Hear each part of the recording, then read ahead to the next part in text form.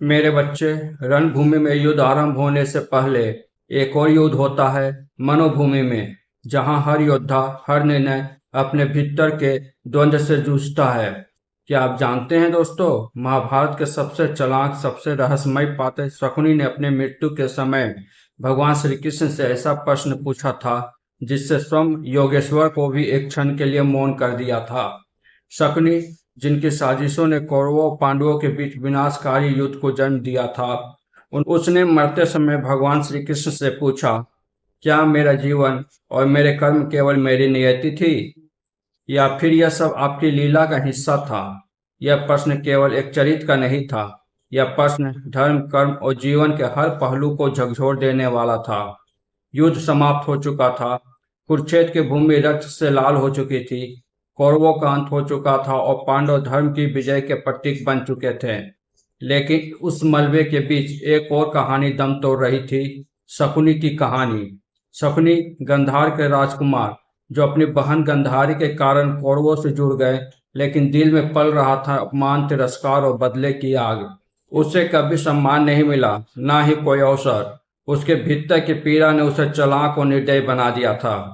द्यूत कीड़ा हो, द्रौपदी का चीरहरण हो, या पांडवों का वनवास, हर मोड़ पर शकुनी की कूटनीति ने कहानी को घुमा दिया। युद्ध के अंतिम चरण में जब सहदेव ने उसे ललकारा, शकुनी जानता था उसका अंत निकट है, लेकिन वह मुस्कुराया और बोला, जो बीज मैंने बोया था आज वह फल दे रहा है।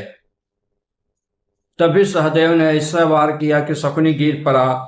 उसकी अंतिम सांसें चल रही थी। तभी वहां भगवान श्री कृष्ण जी प्रकट होते हैं।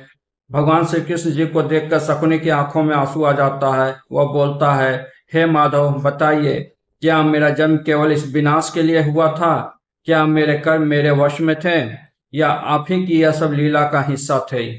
भगवान श्री कृष्ण जी मौन हो गए। चारों ओर सन्नाटा छा गया, जैसे पूरा ब्रह्मांड इस प्रश्न का उत्तर सुनने के लिए ठहर गया हो।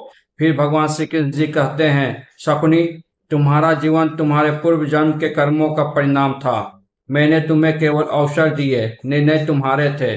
तुमने बदले की आग में अपने ही कुल को जला दिया। हाँ, मैं सर्वशक्तिमान हूँ, पर मैं हर आत्मा को कर्म की स्वतंत्रता प्रदान करता हूँ। शकुनी की आंखें भर आई, कांपती आवाज में पूछा, तो क्या मेरी आत्मा को कभी मुक्ति नहीं मिलेगी माधव? भगवान श्री कृष्ण जी गंभीर स्वर में कहते हैं, मुक्ति हर आत्मा का अधिकार है, लेकिन सच्चे हृदय से पश्चाताप करना पड़ता है। जीवन का उद्देश्य सिर्फ बदला नहीं, धर्म को समझना और निभाना भी होता है। तुमने वो अवसर खो दिया है, पर आत्मा की यात्रा यहीं समाप्त नहीं होती है। शकुनी ने अश्रुपूरित नेत्रों से भगवान श्री कृष्ण की ओर देखा। वह कहता है, हे माधव, यदि मुझे दोबारा जन्म मिले तो मैं इस पाप को प्रायश्चित करना चाहूंगा। भगवान श्री कृष्ण ने आशीर्वाद देते हुए शकुनी से कहते हैं, तुम्हारी आत्मा को शांति मिले। और शकुनी ने अपनी अंतिम सांसें ले ली। उसकी आत्मा मुक्त हो गई।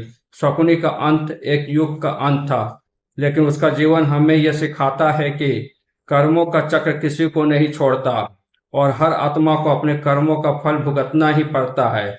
सत्य, धर्म, कृपा नहीं, विवेक और उत्तरदायित्व है। दोस्तों, यही थी आज की वीडियो।